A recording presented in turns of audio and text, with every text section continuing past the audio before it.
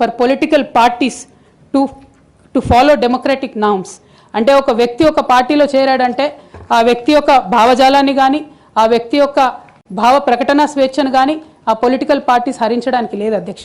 నేను గత 8 సంవత్సరాలుగా ఇండిపెండెంట్గా ఒక వ్యక్తిగా సంస్థ నడుపుతూ చేస్తున్నటువంటి ప్రయత్నాలని అడ్డుకట్ట వేయడానికి మొదటి రోజు నుంచే ప్రయత్నం జరిగింది అధ్యక్ష.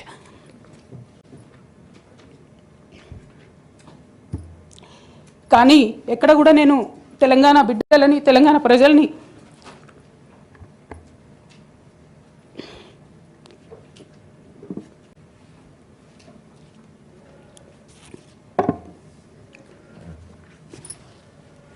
వాళ్ళను డిసప్పాయింట్ చేయదు కాబట్టి నవ్వుతూ పనిచేస్తూ వెళ్ళిపోయిన అధ్యక్ష. ఇప్పుడు నా దగ్గరికి ఎప్పుడు పెద్దవాళ్ళు పైరవికారులు కాంట్రాక్టర్లు ఎవరు రాలేదు అధ్యక్ష.